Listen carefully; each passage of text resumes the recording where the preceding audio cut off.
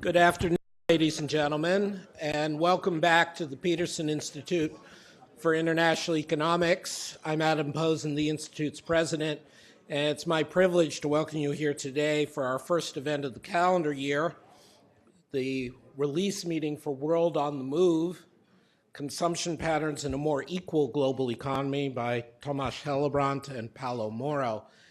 You know, there are a lot of things going on in the world today, and particularly in Washington, a lot of things with trade, with fiscal policy, with inequality. And the Institute will continue to grapple with those, and we hope provide honest, accountable leadership on those issues. But at the same time, the Institute remains committed to thinking about the long term and trying to keep policymakers and the public focused on some things that are around the corner, that are not the immediate threat or the immediate opportunity. And it's in that spirit I'm very proud to release the book by Hellebrandt and Moro, World on the Move, again, available at the PIE bookstore for those of you who are not, via Columbia Press, for those of you who are not fortunate enough to be with us in person today. For a long time, the Institute has been concerned about issues of long-term growth, of inequality, and we've increased our work in that area over the past couple of years, past 4 years since my taking over, and we've been supported regularly in that effort by the Aranda Foundation. We're very grateful for their support, investment in long-term research, but also to the GE Foundation, which has supported our efforts in the areas of infrastructure and investment. Obviously, the book is independent of these supports, but we're grateful to have had the resources to go in this direction. So let me turn to the substance. There's been a lot of talk for many years, some of it very serious, some of it very loosey-goosey, about Africa being the future, about the rise of the global middle class, and there are some broad patterns that people take for granted. The huge contribution by my colleagues Paulo and Tomas is to really reground this in some very new and solid ways of thinking about this at the household level. And what they find is, with relative rigor and I think clarity, is that Africa truly can be an engine for consumption, for growth, and as well as China and emerging Asia in the decades to come. And this isn't some far-off thing. This is more than 3 years out, but it's not 30 years out. It's 10, 20 years out. It's stuff we care about now. The second thing that I think they find that is important, and which we've heard from others going back to the book Surjit Bala published with the Institute a decade or more ago called Imagine There's No Country, is we think about human beings rather than national borders. Inequality is going down at a rate unseen before in human history. And while that makes nothing to take away from the horrific income and wealth inequality that US policies have inflicted on its own people, it is an important perspective to remember that it is billions of people who have entered global middle class, who have exited global poverty, and who will do so in the next coming years, barring terrible policies or terrible accidents. But the third thing that I think is most fresh and important that Paulo and Tomas will present for you today is that they are tying this to specific aspects of consumption, that we're going to be seeing a world where this global middle class cares a lot about transportation, cares a lot about energy, is spending less on food just as the Americans and the Europeans and the Japanese used to.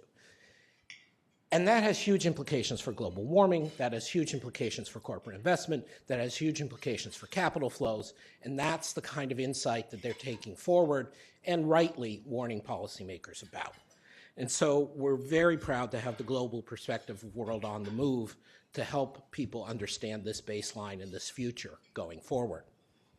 We're very pleased to have with us two longtime friends of the Institute as expert discussants as well today. The very distinguished Ann Kruger, who of course is Senior Research Professor of International Economics at SAIS, Johns Hopkins University, many other affiliations, was longtime named chair, Harold L. and Caroline Rich Professor of Sciences and Humanities and Economics at Stanford, was first Deputy Managing Director of the International Monetary Fund from 2001 to 2006, a longtime advisor and participant in our work, and will, of course, give the true development economist's perspective on these prospects for Africa, these prospects for investment, why these opportunities are not coming together and how they might be taken advantage of. And then our dear friend Bertrand Baudret, who is CEO and founder of the new Blue Orange Capital, which is trying in practice to bridge this gap between the opportunities that are there in the emerging developing world and the need of private funds to get better returns. And we had a recent event with him and the Inter-American Development Bank talking about projects they're doing. Bertrand, of course, was CFO of the World Bank, and prior to that, CFO of a couple of major French banking institutions, and turned in his current leadership direction after a stay, or during a stay, as a visiting fellow here at the Institute. We're delighted to welcome them back. I'm going to turn this over to Paolo and Thomas to present, so let me just briefly give their bios. Thomas Hellebrandt was a research fellow here at the Institute from early 2013 till late 2015. He contributed to all our work on inequality and inclusive capitalism, of which this book is a part. World on the Move is his first book, and we're delighted to have him with us today to help do that. Thomas worked for me and with me at the Bank of England when I was a member of the policy committee there, and was deluded or inspired enough to join us here for a few years after that experience. And so I'm very proud to have Thomas back. Paolo Moro is another old friend and distinguished colleague. He's currently the assistant director of the African department at the IMF and is running the critical work with South Africa. He was a senior fellow at the Institute from 2014 to 2016, did work on fiscal policy, some groundbreaking work on GDP-linked bonds with Olivier Blanchard, and of course, authoring World on the Move. Prior to joining the Institute, he was 20 years a veteran of the IMF, including managerial positions in research, in fiscal affairs, in the African departments. These are great, not just friends, but good practical scholars, honest data people who are helping us understand the world as we see it on the critical issues of growth, investment, inequality, and I'm delighted to welcome them back to the Institute. Which of you is going first? I guess Thomas, please.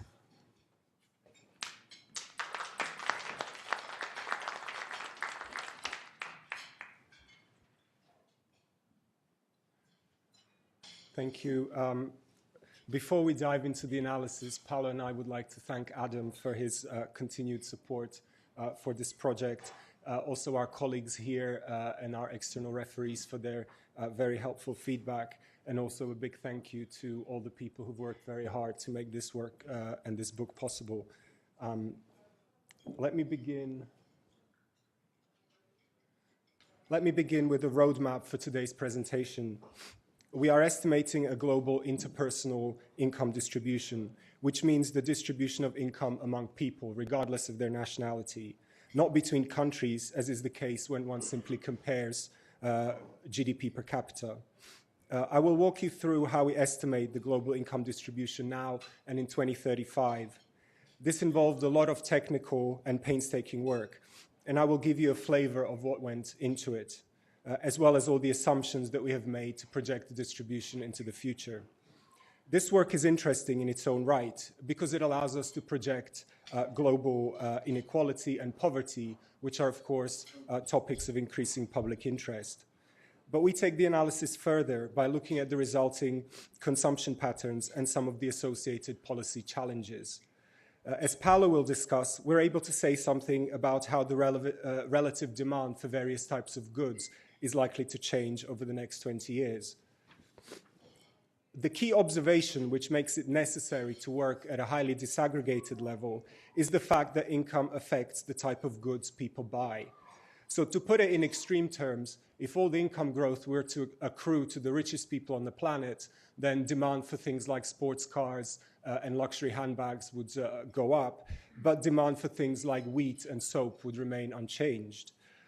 If by contrast, the income growth were to accrue to the poorest people, then demand for food and other necessities would rise significantly. Concerning potential applications, which we develop in various levels of detail in the book, this analysis of consumption patterns allows us to comment on likely infrastructure needs in 20 years' time as a result of increased expenditure on transportation, the pressure on scarce natural resources and the global climate due to higher food and energy consumption, and things like migration pressures as more and more people acquired the resources needed to cross national boundaries in search for a better life. So let's first look at the methodological challenges that we faced. We obtain information on incomes from national household surveys. Imagine we line up people from the poorest to the richest and divide them into narrow income brackets. Here is the distribution one obtains for the United States. It is plotted on a log scale, which means the income increments are getting larger as we move to the right. This is because income distributions are highly skewed, and we want to capture the relatively few people with high incomes. The distribution has the usual bell shape. Now, provided that the sample is representative and respondents answer correctly, surveys should give a pretty good indication of the distribution of incomes in the population. However, surveys suffer from known measurement errors that bias estimated means downwards and explain why they tend to be lower than national account measures.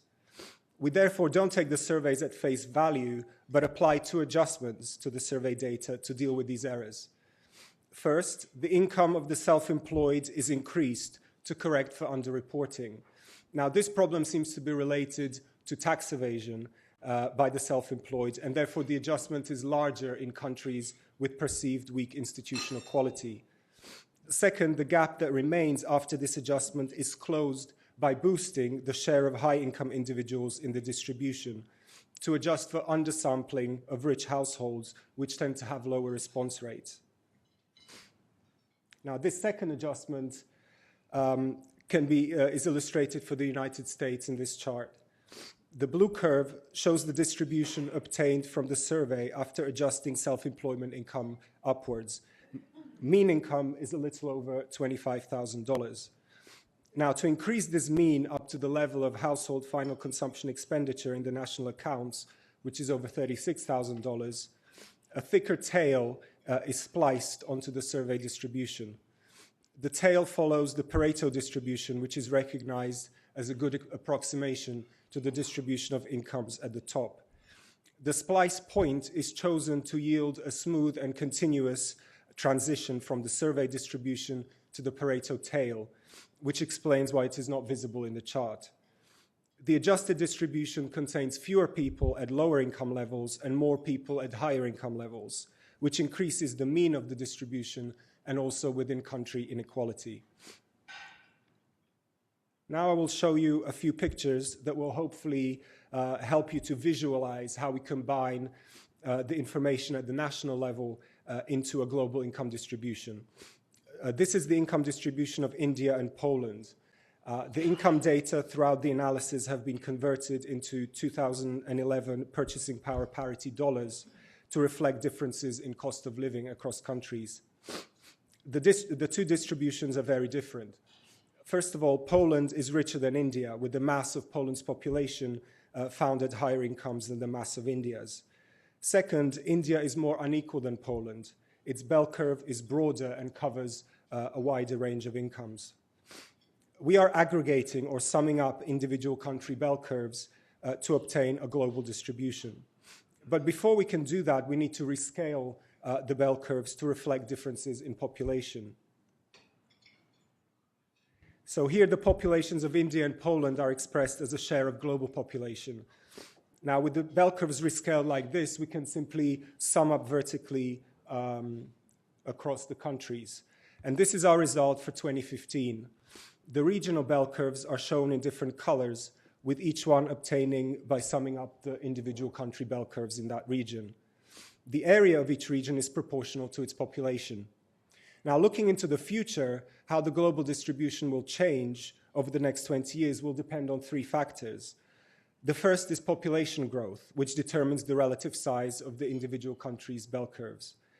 The second factor is average income growth, which determines whether the bell curves of poorer and richer countries are getting closer together or drifting apart. And the third factor is changes in within-country inequality. If average growth is not evenly distributed across a country's population, then the shape of the bell curve will change. So let's look at the first factor using United Nations population projections. The world's population is projected to rise from 7.3 billion in 2015 to 8.8 billion in 2035. And this is driven mainly by emerging market economies, and in particularly sub-Saharan Africa and India. As we will see, this will swell the lower tail of the global income distribution and push up on global inequality. Concerning the second factor, the growth of average incomes, this chart shows that per capita GDP is projected to rise faster in emerging market economies than in advanced economies over the next 20 years, according to external forecasters. And this convergence in average standards of living will push down on global inequality.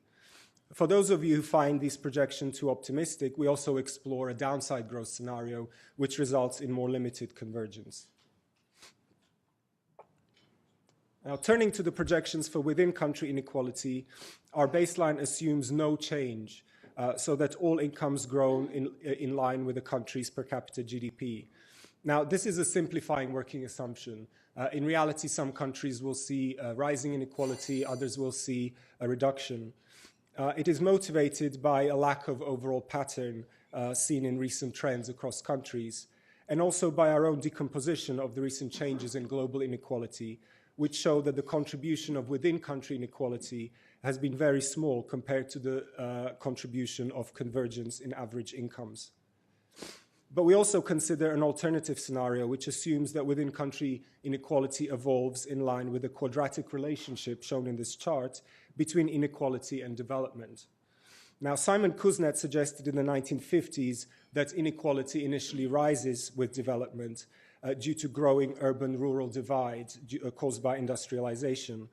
Eventually, however, the middle class gains critical mass, leading to an expansion in the welfare state, which pushes down on inequality. Now, our adjusted data shows a much stronger relationship across countries than previous studies, but we would caution against putting too much weight on this in forecasting within-country inequality, because studies suggest that support for this Kuznets hypothesis from time series data is weaker than from cross-sectional data. For what it's worth, this scenario projects a decline in inequality in many of the largest emerging market economies, which are currently at or past the peak in the Kuznets curve. Now we can return to the chart showing the global distribution in 2015 decomposed by region. Now, skipping to 2035, we can see the growth of the global economy represented by the rightward shift of the distribution to higher incomes. At the same time, we can see that the areas representing the emerging market economies are expected to shift further than the blue area at the bottom, indicating advanced economies. Also apparent in this chart is the expanding size of the blue area in the left portion of the global distribution, which represents population growth in sub-Saharan Africa. Now here the distribution is plotted on a standard scale with equal income increments to emphasize the large rightward skew. A large mass of the world's population lives on very meager incomes. All in all, 70% of humankind is below the US poverty threshold. People in this room are off the scale on the right. Some of you may even find yourselves somewhere in the embassy of Uzbekistan next door. When we add the distribution for 2035, what is most apparent is the huge reduction in the share of population living on very low incomes. We project the number of people living in absolute poverty, that is on less than $1.90 a day in 2011 PPP dollars, to fall by almost $500 million to 400 million in 2035. Now, turning to global inequality, the net effect of population changes and growth in average incomes can be observed in this chart, which also shows our estimate for 2003. Overall, the global Gini index is expected to fall between 2003 and 2035 by 7.2 points on a 100-point scale. Now, to give you a sense of how significant this is, if we wanted to achieve the same reduction in the United States by transferring income from each person in the top half of the distribution to each person in the bottom half of the distribution, the amount required would be around $3,700 per person per year. Now, to show the effect of the adjustments to the survey data, we add the estimates obtained by Lackner and Milanovic for the period 1988 and 2008, using survey data only without any adjustments, and also our own estimates using the same methodology and projections as well. Now, the first thing to note is that our adjustments affect the estimated level of global inequality, but they have relatively little effect on the downward trend. The second thing to note is that the downward trend is a very recent phenomenon, beginning only in the early 2000s. There is evidence that prior to this, global inequality had been rising since the beginning of the Industrial Revolution, when living standards in the advanced countries began pulling away from the rest of the world. So we're really living in a period of unprecedented changes in the global income distribution. Now, earlier I briefly discussed two alternative scenarios. One is a pessimistic growth scenario, which assumes that each country's per capita growth gradually reverts to the global mean, which reduces the extent of convergence. If this came to pass, the projected decline in global inequality would be much smaller. If, on the other hand, within-country inequality were to evolve according to the Kuznets scenario, with inequality falling in some of the largest emerging market economies, this would significantly reduce global inequality relative to the baseline. I will now hand over to Paolo, who will talk you through some of the implications of this. Thank you. So Thomas has explained how we derive the global income distribution and has shown that under the consensus view of most economists, we project that global inequality is going to decline, and under reasonable alternative scenarios that result holds. We take this as interesting in itself, but we also want to use it as a stepping stone to derive what we think is going to happen to global consumption patterns. So our projection of global income distribution in 2035 is going to be the crucial input for what we say about the future of what people will spend on and where those expenditures are going to take place, both in terms of regions and in terms of goods and services that people are going to choose.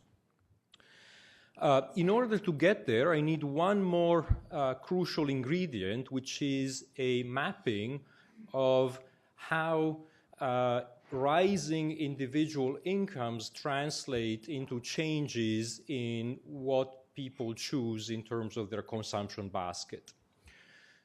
As many of you will know, one of the most robust and stable relationships in economics is the fact that as people become richer, as people increase their total consumption, they also reduce the share that they spend on food and beverages.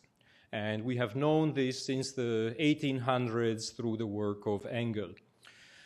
What we do is we generalize that approach and we look at several categories of spending. We look at transportation, healthcare, education, and so on. And ultimately, we use this to project global consumption patterns. One of the striking findings that we identify in this book is that there is a similarly robust relationship between total incomes for a person or total consumption for one person and the share of spending on transportation.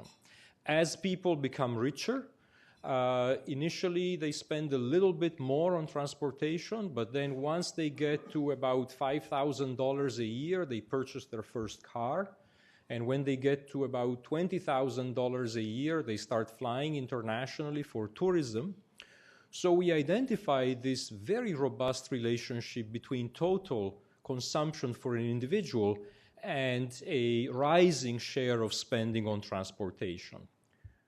Let me tell you a little bit more about this chart. The weird-looking, wiggly blue lines are lots and lots and lots of observations from household surveys for per capita consumption, total per capita consumption, and the share that goes on transportation. And you will see that within each country, that's a relationship that holds.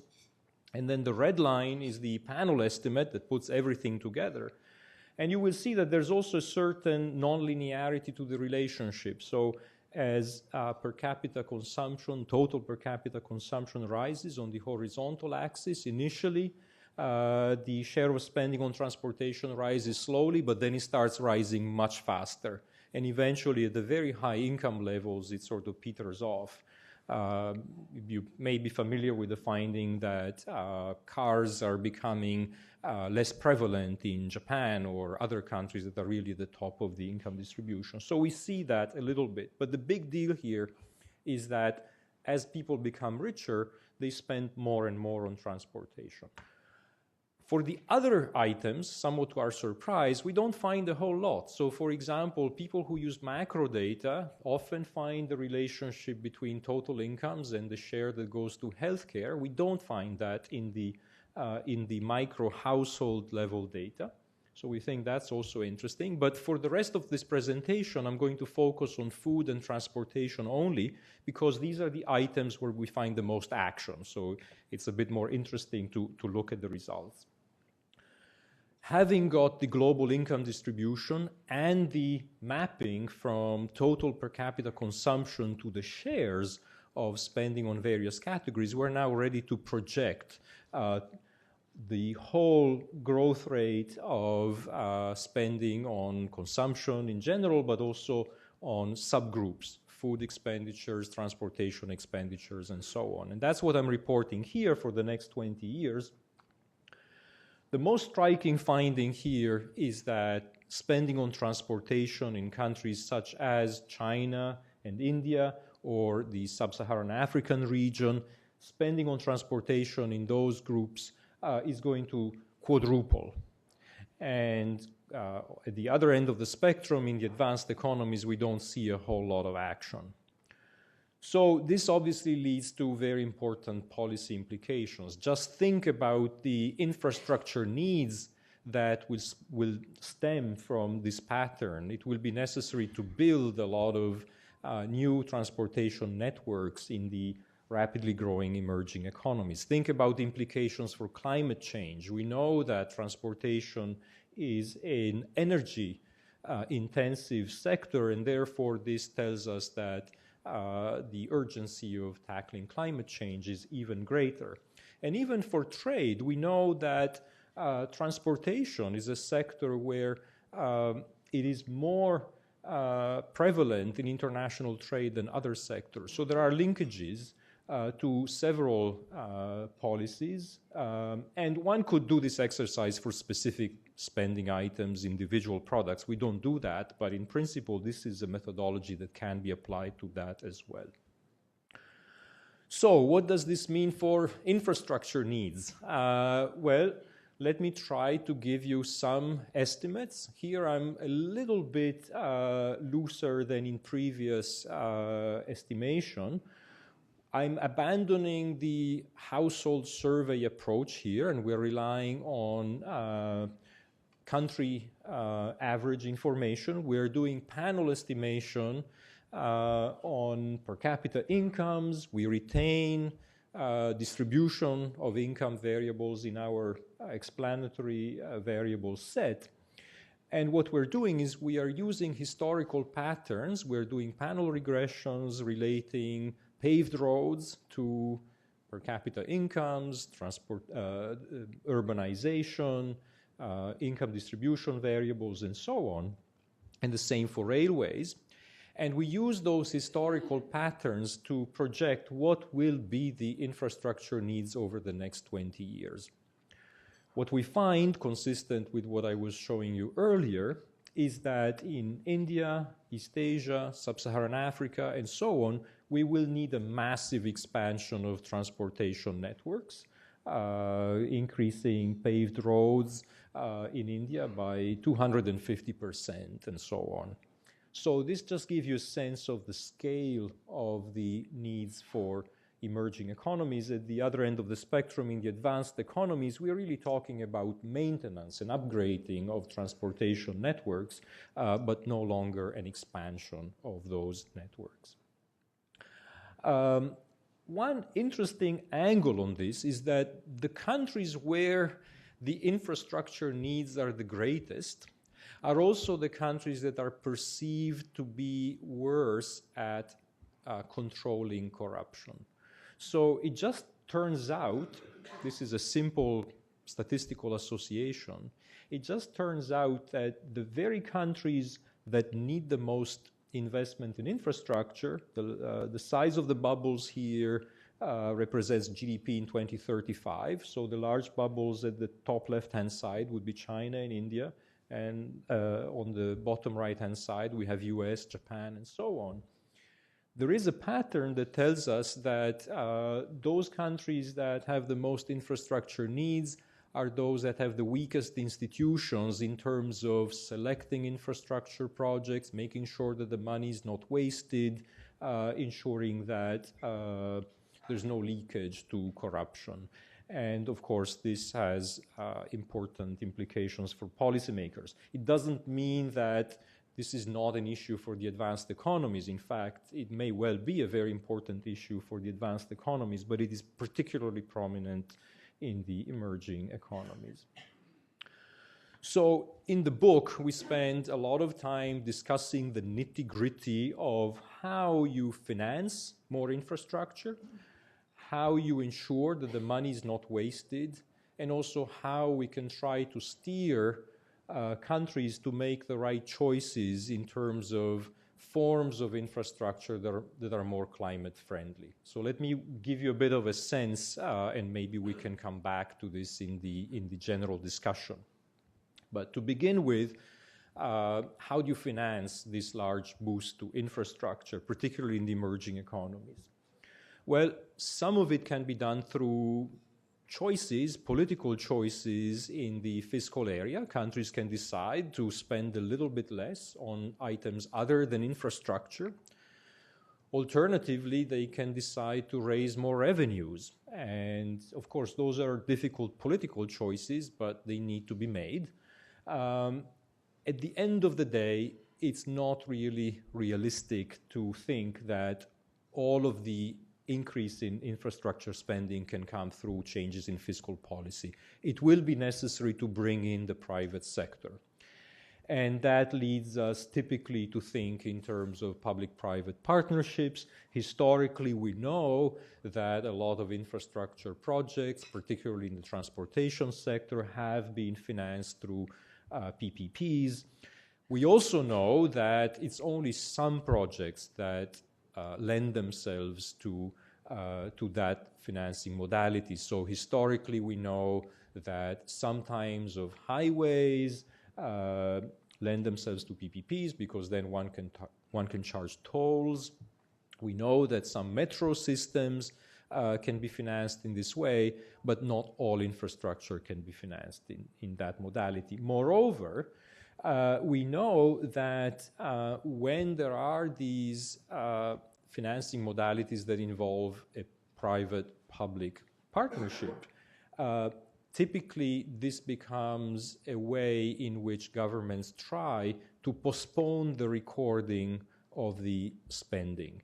And there are often guarantees that are provided to the private participants that place the fiscal accounts at risk. So it's very important that as we move in that direction, governments are careful in recording all of the real and contingent fiscal obligations that they're taking on.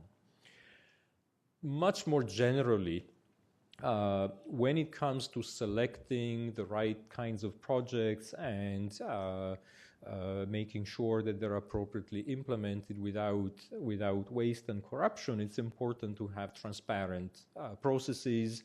And I realize that I'm sort of sounding a little bit preachy now, but the reality is that there's a lot of nitty-gritty actions and institutional checks and balances that are necessary to ensure that this process goes right.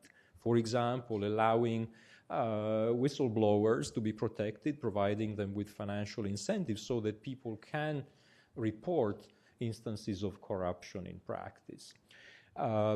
Another factor that is often mentioned by private participants as being important is a reassurance of stability of the regulatory environment. So the government should be perceived as one that can be relied upon not to arbitrarily intervene with changes in regulations over the long duration of infrastructure projects. At the most general level, of course, one can go in, there are 500-page manuals of how you do public procurement that are published by the OECD and the IMF and the World Bank and so on. And of course, those are all very important.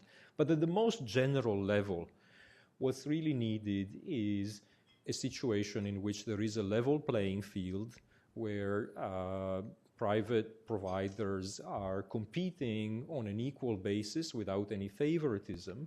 And we have to have freedom of the press. We have to have investigative journalists that are able to get the information and provide it to the general public. There's a lot that can be done to increase the amount of financing that comes from the private sector. Bringing in pension funds, insurance funds, making sure that there are no prudential regulatory barriers beyond what's reasonable to allow more of these players to come in and provide financing. And last but not least, the type of infrastructure that India and so on are going to put in place in the next 20 years, we are going to be stuck with it for a very long time. So it's crucial that the appropriate choices are made when it comes to climate change. And to the extent that both domestic policymakers and international policymakers can provide financial incentives for countries to make the right choices, I think that's going to be crucial over the next years. So I'm going to end on that note. I'm just going to put up a quick summary of what our main findings are, and I very much look forward to the discussion.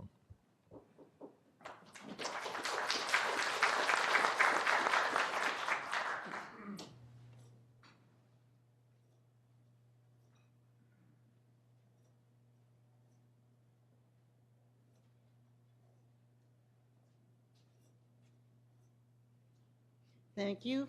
It's, of course, a pleasure to be here, and I'm pleased to comment on the study. It's obviously a good one and has a lot to be said for it.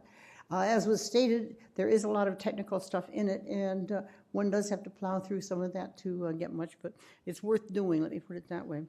I think I will focus on a couple of issues. The first is growth prospects, and the second is PPPs and infrastructure. Let me turn to growth prospects since I don't have much time fairly quickly. I'm not really sure how important income distribution changes are for growth prospects over the intermediate and long term for a couple of reasons. The major one of which is that the growth rate itself is a major determinant of savings, at least in the countries I know about, and countries that have grown fast, and I have in mind South Korea, Taiwan, India, China, Chile, etc. The savings rate has shot up. Korean savings rate in 1960 was minus 3% of GDP. It got up to 38% by 1985. This was not because incomes did become more equal. It was not because of anything else. It was simply that the best predictor of the increase in consumption was not the absolute level, it was the growth rate. The growth rate went up, the rate of increase went up, but the savings rate went up even more. So that became a major factor. And that gets me to the point with regard to with regard to this study, and particularly for Africa, that a major determinant of the growth has been economic policies. And economic policies in general in Africa and in much of South Asia have not been all that conducive for growth. As a result, they've had low growth. If they were to speed things up significantly by amending policies, I think we would see an increase in consumption, of course, but also an increase in savings and funds available for investment. These things aren't independent of each other. In the case of India, I could go on for a long time, but I know I don't have time to do that. But quite clearly, they have adopted policies which has let an industrial sector increase in the sense of increasing output and capital intensity. But in a decade in which they did have rapid growth after their first set of policy changes, they tripled industrial production, no increase in employment in the urban, formal, not informal sector. The informal sector was largely because people couldn't have an alternative. There were not jobs available elsewhere, and people have to work. If that were to change, and if indeed the Industrial Relations Act and other things that constrain Indian entrepreneurs and managers from hiring workers because it's so risky, I think we'd see a change in the savings rate. We'd certainly see a change in tax collections. We would certainly see more public funding. And I think that sort of putting these things in separate categories is a little bit difficult because I think they do go together. And I think much of the Indian income inequality is a result of people being bottled up and not able to leave. It's still over 70% rural after all this time. And they can't leave, so they're on the farm. And yes, they might get a job in the village or something like that, or go in and work sweeping out the cousin's small shop in the nearest town. But that is not the kind of growth that we need, and is not the kind that would give India the high growth, sustained high growth rate that is necessary. They did have reforms in 1991. That started a process. Those reforms have pretty much run their course. It's pretty visible what the next reforms would have to be. Without that, getting them above about 5.5% for any length of time is going to be unlikely, let me put it that way. And I could go on with other countries the same way, but savings rates have tended to rise with growth rates, and in that sense, government revenues have as well, public as well as private saving, and that's a major factor. So I think we need that. So let me turn quickly then to infrastructure. I guess one of my questions as I read the book, I think you answered it partially here, was why focus on transport? It's one form of infrastructure, but there are others that are perhaps equally, if not more important, and the one that comes right to mind is power, electricity production. But ports are equally important, as are other kinds of things, telecommunications, et cetera, et cetera. And to focus on one kind of infrastructure is, I think, why, is my question for that. And I will leave it at that. We have other forms, and choosing the right form of infrastructure is important. You may remember, among other things, the debate here, when was it? Several years ago, when somebody found that within the expenditure bill for the following year in Congress, there was a proposal for the road to nowhere, as it got called, in Alaska, where there were 50 people in a village one side of a river, and half the year they couldn't walk across the ice, and so you needed the road. There's lots of that kind of infrastructure lying around in Africa already. The road to Yamoussoukro, I gather, was a fairly major, fairly modern road when it was built. I'm told it now can't even be seen because of the weeds growing through it. It's not used. So what was the use of the infrastructure? And getting it right, I think is necessary, but it takes the right incentives for both government and private sector. I think that raises a number of things. I think, first off, if you're going to do it at all, you need to finance it appropriately. I think some kinds of infrastructure may be possible, and I use the word way, and I'll come back to why, with PPPs, but others are probably doubtful. The ones that are probably more PPP appropriate are the ones where, indeed, there will be individual use of the final good. And there I have in mind, of course, electric power for one right away, irrigation for another. If you don't price water, you get misuse, and so on and so forth. And many of the countries where we talk about inadequate infrastructure, meaning things like roads, and again, I have India in mind, but lots of African countries come to mind. What has happened is that the power generation has been public. It has been underpriced, the result of which is government funds have gone to maintain operating costs, forget investment, just operating costs, which has diverted funds from the infrastructure where it might appropriately be used. In the case of India, I haven't looked at the most recent number, but about 2 years ago, it was estimated that 4.5% of GDP, which was about 1/4 of the Indian government's budget, was spent on subsidies. The subsidies went to make up for the losses of things like the electricity companies. They also went in large part to people for different so-called social welfare goals, but in many of them, it was estimated that much less than half the subsidy, in one case 15%, got through to the intended recipients.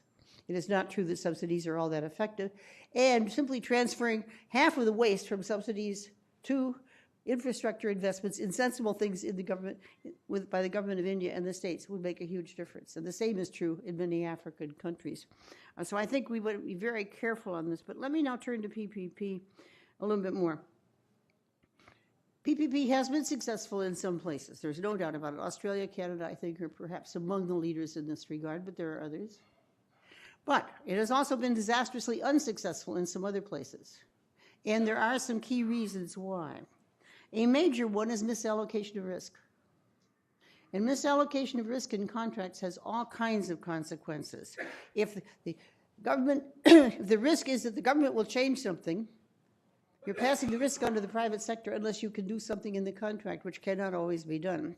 In Argentina, you may recall, they tried PPPs in the power sector, among others, in the 1990s, and they guaranteed that the international price of power would be, the electricity companies would always be guaranteed, that they could charge the international price, so if the exchange rate changed, they could change it. Well, the exchange rate changed, but they didn't permit the power companies to change their prices, and electricity shortages have been a hallmark of the Argentine economy ever since. The same has happened in other countries. I just pick on that. In India, PPPs were relied upon very much during the Manmohan Singh administration, particularly the latter half. And in that period, all kinds of misallocation of risk happened, and almost all of the PPPs that were big ones, I don't know about the little ones, the headline ones, were picked up, were found in court and delayed.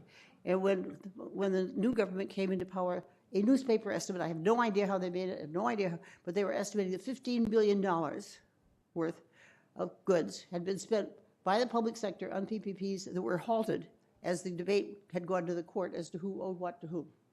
PPPs are nothing that you can do unless you're sure that you can make sure that whoever is bearing the risk also has control over the situation and pays for the consequences. And as long as the government regulates power rates and can prevent them from changing the way that they need to change, you've got a big problem because the power companies will lose money or they won't go in at all, which is, I think, the more likely event. The last thing I guess I want to say, I think I'm just about out of time, but the last thing I want to point out is that the authors seem to think that PPPs are subject to more corruption than public procurement. I'm not at all sure that's true. I think mankind is ingenious enough that you can find the corruption either way as much as it's going to happen. And particularly in the case of public procurement, as we all know, there are lots of studies that demonstrate that that has been a major problem over the years. PPPs may or may not help with that one. They are subject to corruption too. If indeed something goes wrong and the private winner of the contract underestimates his expenses, he can and has simply walked away in a number of cases. So it goes both ways. I'm not convinced that either one of them is that. But I guess the last and final comment would be this. Yes, you need more infrastructure if it's the right kind. Some of it has to be done by government. And much of that is of a kind like the road from the village to the town, but probably cannot use a toll road. In those cases, it has to be publicly financed. What's happened with PPPs is that they've become the politician's excuse, in my view, for not raising the necessary revenues. There are ways you could reallocate resources from, as I said, especially subsidies. There are ways that you could raise revenues. And instead of doing that, what has been happening is that it's PPPs because that's the cheap way out. It doesn't cost you anything to raise as political capital as it would to raise taxes or as it would to cut subsidies and so on. But for healthy development, I think it's necessary anyway to cut those subsidies and to raise those tax rates. And so I don't see the PPPs as quite as much of a positive answer as I think the authors do, although it clearly does have a place. Thank you.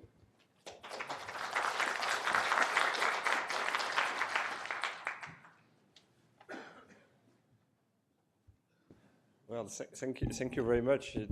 I will echo my predecessor, but I think it's extremely good to be here today for many reasons. The first one, I had a great and happy year with you last year, so it's good to be back. And I must say, my year with you started with the first review of your first draft of the book last year. And I must confess that was part of the many things that pushed me in the direction I've taken today to create my own business. So you are my business case, so I hope you are right.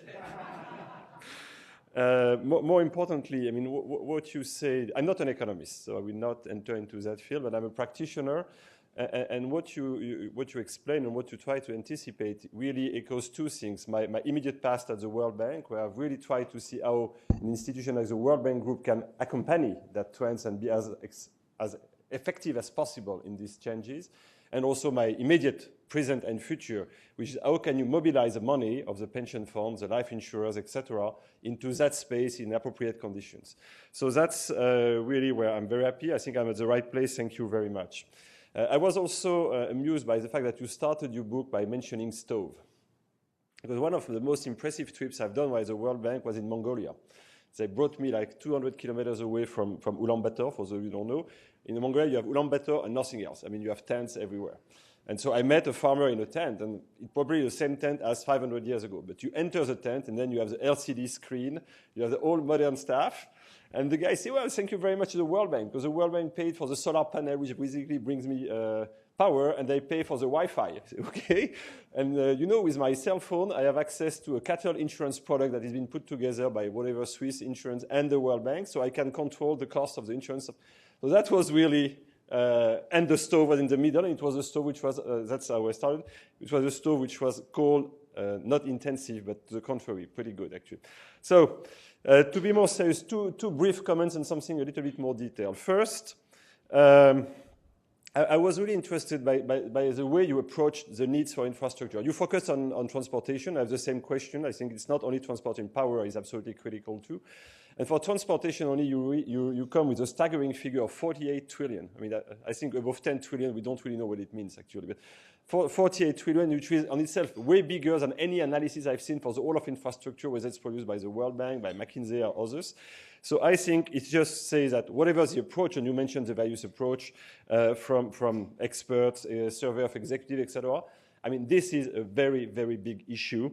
And it's no longer time to discuss it, I think. At the end of the day, whether it's 40, 50, or 60 trillion doesn't make a big difference. It's time to action.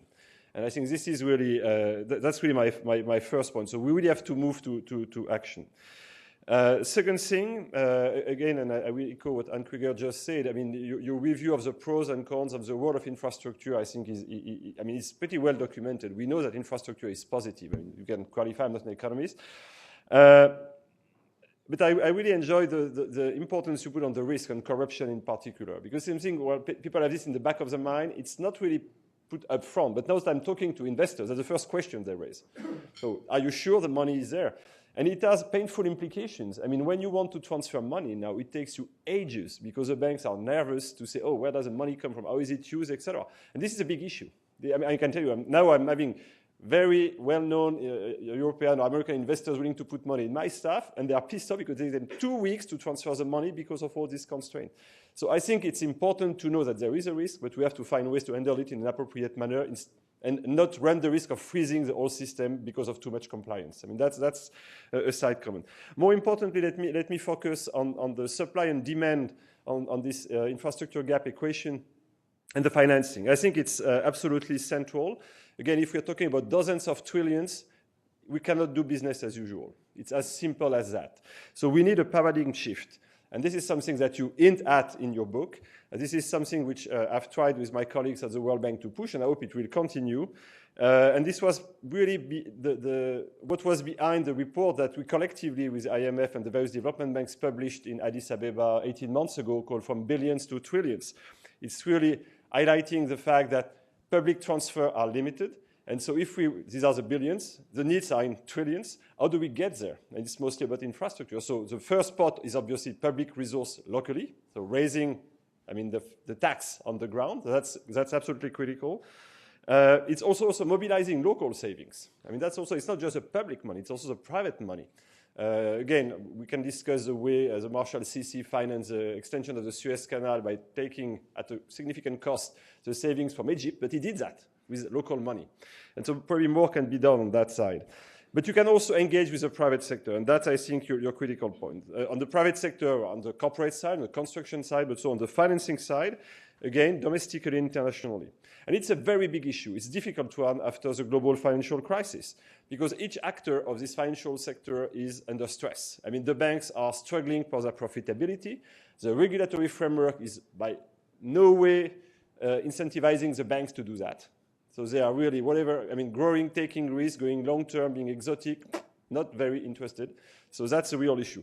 The institutional investors, I mean, technically you could argue they manage 100 trillion. So this is exactly, you have the money there and you have the needs.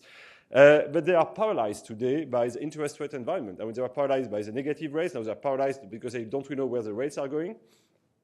And they are not equipped to handle this. They are not equipped to handle projects on the ground. They don't have people on the ground. They don't have banks. So they don't know what's going on in a given country. So you really have to help them move their money at the right place. And the third actor, which is a multilateral system, the development banks, They're under pressure because multilateralism is under fire. Let me put it this way. Capital increase, which was probably obvious 18 months ago, is probably not that obvious today. And you still have a cultural issue. I mean, this is the issue of public-private. I mean, public and private don't work naturally well together. It's difficult. That comes to my last point, which I think is a real reset. We need a reset at the macro level, and we need a reset at the micro level on certain points. At the macro level, I will repeat what I think David Lipton in the very same room said 6 months ago when he came here. We discuss infrastructure, and he said, well, at the end of the day, the G20 has all the capacity to mobilize for infrastructure. You have the regulator, so if it's a regulatory issue, discuss it. You have the Minister of Finance, so if it's a tax issue, discuss it. You have the OECD guys, so if it's a transfer issue, discuss it. But stop talking and move. That's what he called moving from Ohio on house in order to California, collective action. So we need to discuss this. We need to send a very strong message that it's time for action. If we really believe it's true, we have the capacity. We don't have to reinvent the wheel somewhere else. So that's really this macro reset where we have to put the focus, and I hope your analysis will help. On the micro point, it's really, I will not repeat what you just said on PPP. I think it's absolutely central. PPP are not well understood in general. People think it's about finance, it's about risk, actually. It's really who is taking care of which risk, etc. And it's difficult. It's really difficult. I mean, I used to say, I had many interviews on that, and when I want to challenge a journalist, say, what do you think is the safest country on earth? And usually they come with 3, Singapore, Switzerland, and Norway. Say, well, these guys are relatively big country, reliable, rich, etc. And one of the big PPP issues in Norway, surprisingly. I mean, they put a big PPP for gas distribution, and then they changed the terms of the contract, and now they are being sued by the entire world. So you see, it's not just a poor emerging market. It could be Norway. So I have nothing against Norwegian, and I hope they will finance my own business. So I shut the brackets. But my point is that PPP are difficult. So we have to train people. We have to provide support. We have to certify. We have to standardize things, etc. It's a lot of things that needs to be done. We don't want to reinvent the wheel every time. But you said a lot. So I don't want to spend too much time on PPP. I think on the institutional investor front, this is really the theme of infrastructure as an asset class.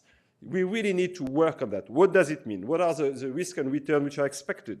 What are the good practices? What is the regulatory framework, etc.? If we are serious about it, it's not that difficult, but we have to be serious and join forces.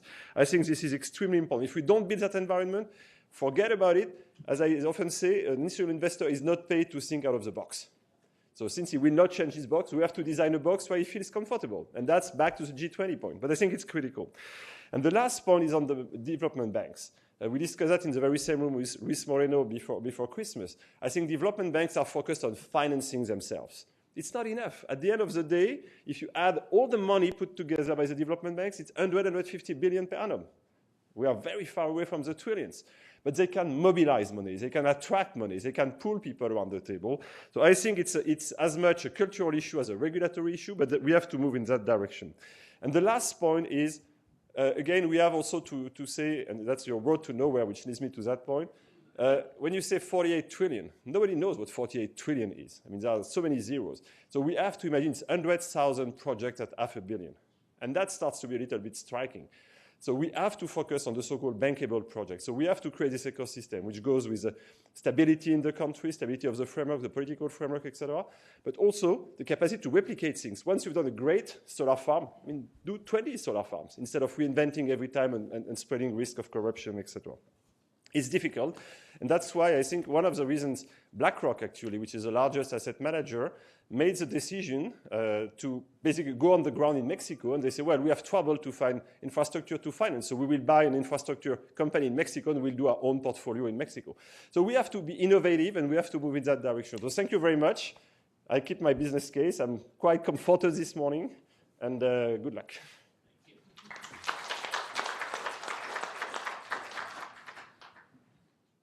Thank you, Bertrand. Thank you, Anne. If I could invite all 4 of our speakers up to the podium, please.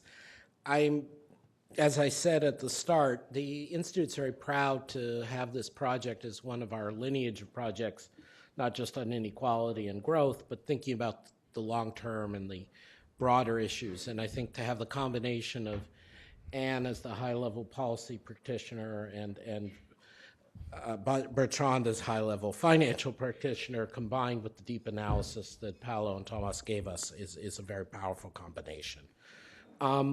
Paolo, before we start, or Thomas, can I ask you to just say very briefly some thoughts on power grid, power generation? Again, it may just be you didn't have the data, whatever, but just informed speculation. How should we think? Is there likely to be an angle curve in power? How should we think about that issue, since both Bertrand and Anne, I think, rightly raised it? Sure. Well, let me turn on the mic, make sure it is on. Okay, sorry. Be on. Yep. So I will answer the question, but let me first thank both discussants. It's really great to have feedback from a practitioner and an academic and policymaker. So thank you, Bertrand. Thank you, Anne. And I have to say, on a personal note, it's really a great honor for me to have Anne Krieger, Professor Krieger, as my discussant, because I confess one of the reasons why I went to graduate school in economics is that I read her seminal paper in the Academic Economic Review, American Economic Review, on the political economy of the rent-seeking society, 1974 paper. And that paper makes a very important point, which is germane to this discussion and also germane to much of the discussion these days. It shows that when you have trade restrictions, or more generally, when you have government regulation, that creates rents. And when you have rents, you have rent-seeking behavior.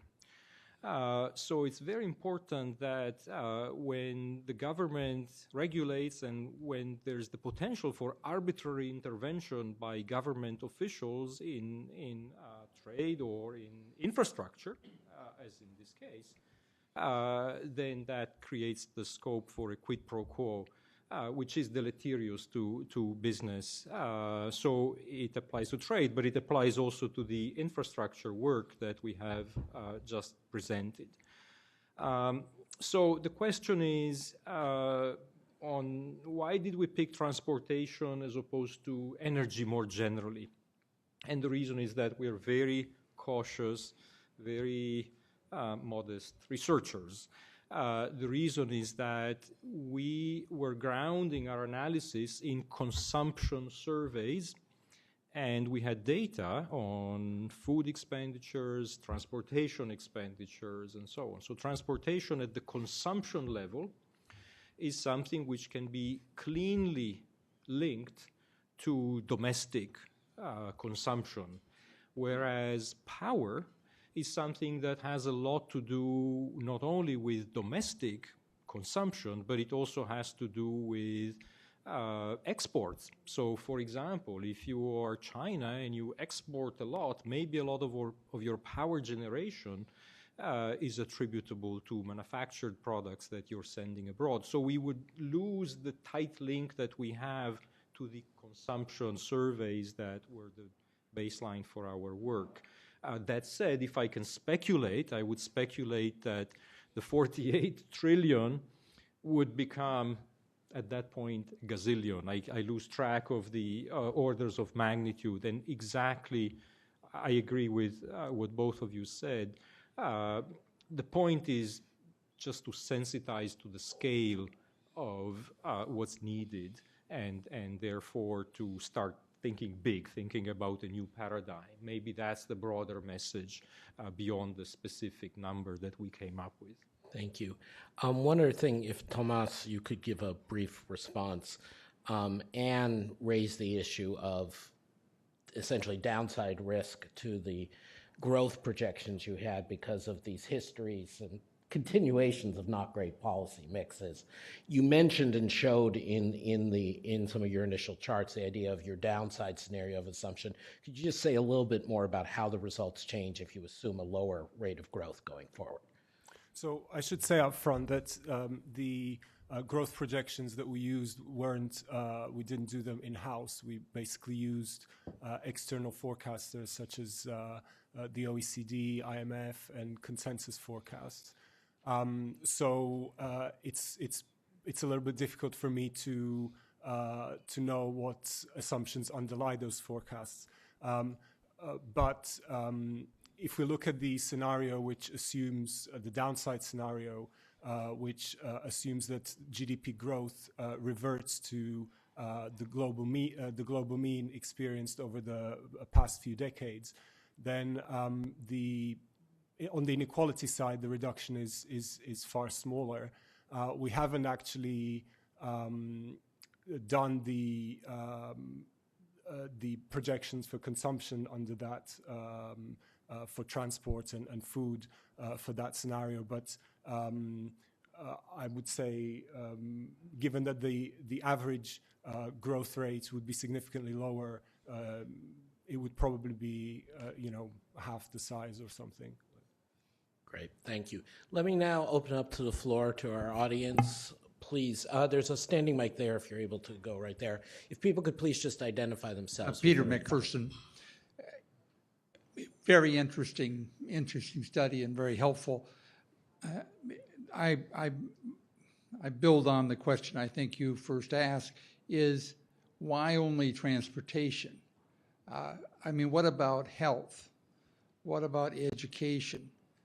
And as you suggested, if you take the projections of all these needs, the zeros become too much. And I particularly think about health, where I think the expenditures could be huge, and where it seems to me that people may well be willing to allocate proportionally more money there than some other ways if the technology is available, which it seems like it might be. Thank you. Do you want to? So on healthcare, in fact, one of the most interesting findings to me was a non-finding, or the finding that there's no clear relationship in the data. And let me be more specific here. So when you look at macroeconomic data in the advanced economies, there's a very well-known finding that as countries become richer, spending on healthcare tends to rise as a proportion of total GDP. And that's most pronounced in the case of the United States, but you also see that in advanced economies more generally. So the interpretation usually is that, well, healthcare must be a luxury good, meaning that as people become richer, they like to spend more on healthcare. That's the interpretation that you get from looking at the macro data. We were surprised that when we went to the micro data, when we went to the household surveys, if you look today within a country, it doesn't matter which one, you do not see that spending on healthcare rises more than proportionately with incomes. So if you look at the share of spending on healthcare of the rich and the share on health spending of the poor in the United States or within some other country, you don't see that relationship. Of course, healthcare spending rises as people become richer, but not more than proportionately, which suggests, based on the micro data, that healthcare is not a luxury good. It's a normal good. So how do I put those two findings together? I can speculate. It's not something which is in the book. I'm speculating.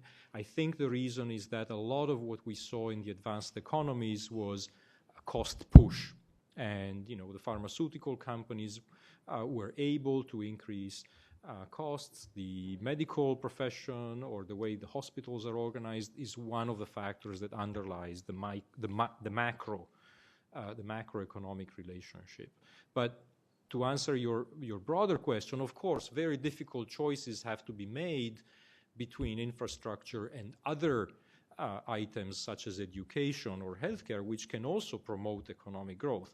Our sense is that probably people right now are underestimating how much they have to invest in infrastructure in order to keep up with the natural pattern that as people become richer, they want to travel more. We're probably not preparing for that, and it will happen very strongly in the emerging economies over the next 20 years. That's our sense. Thank you very much. So someone else, please. You could give the microphone there, please. Yep. Will Martin from IFPRI. I thought your angle curve for food demand coming down seemingly uniformly. I think there's a richer story under there. If you do have sharp income convergence, more rapid growth of income in the poorer countries, the food consumption patterns there continue to rise for quite a long time if you think of it just in terms of total value rather than thinking of it as income shares. And they rise because of a move away from staple foods towards livestock products in particular, which have a lot of implications for markets for agricultural products. And in the short run, you get quite a lot more pressure on agricultural markets if you have rapid convergence. One thing I wasn't quite sure, I wonder if you have a summary statistic there for how rapid the income convergence is in your scenarios that have come. You do have more rapid growth in poorer countries, you mentioned, but I just don't have a good feel for how much more rapid it is in terms of, say, a convergence elasticity or anything like that. I'll give you the number. I haven't got the convergence elasticity. I can just say that the per capita GDP growth in the baseline scenario assumes 3.4% growth on average in emerging markets and 2% in the advanced economies. Okay. Is there, yes, please.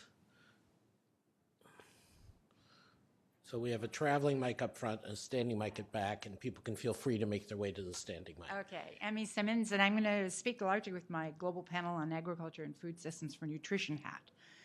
We've already mentioned, or people have already mentioned, the Engel curve issue and the Bennett curve issue, which of course is the next one. But there also seems to be emerging a really close relationship between food consumption pattern changes and healthcare costs.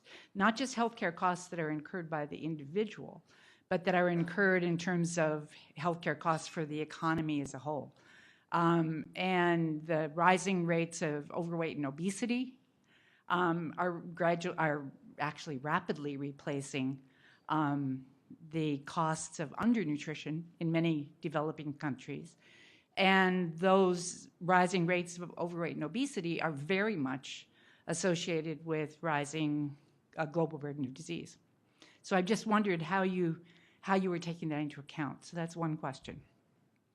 And the second question has to do with your assumptions regarding behavioral changes and that point I think that Tomas had with regard to green choices. What kind of technology innovations are you looking at, or are you assuming are going to be developed and offered in the next 20 years? Everything from ride sharing to more renewable energy generation, microgrids, that sort of thing, and how that's going to affect people's behavior and their consumption choices. So there are some embedded assumptions that I would just love to hear more about, and I'm looking forward to reading the book, so thank you.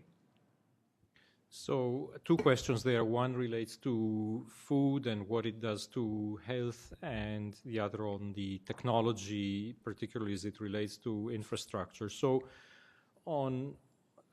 neither of these is something where we go in a lot of depth, but we discuss it a little bit in the book to, frankly speaking, to also encourage others. We give some thought to it, but we also encourage others to use a methodology like ours in order to go into greater depth into these issues. But on the rise in spending on items that are not good for one's health and also not good for the environment, we know that as people come out of really extreme poverty and start being working poor, but not sort of really, really, really poor, at that moment, people switch into eating a little bit more meat, eating a little bit more fish, and perhaps as a treat, having some sugary drinks as well.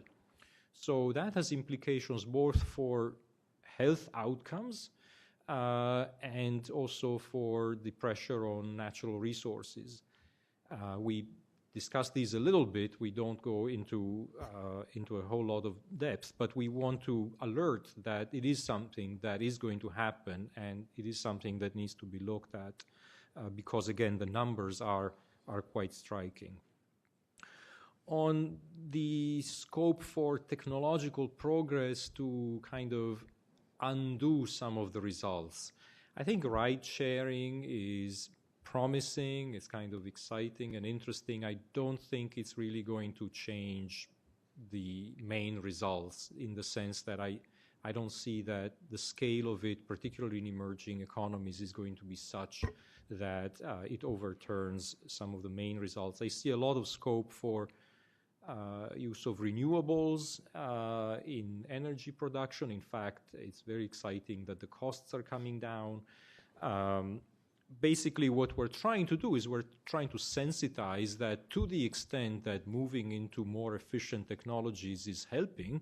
That's certainly something where both home governments and international institutions could think about providing financial incentives to steer the technology in the right direction. As more and more people go, for example, into renewables, presumably there's greater economies of scale and the costs come down. So we touch on those issues, but of course we're not going to resolve them.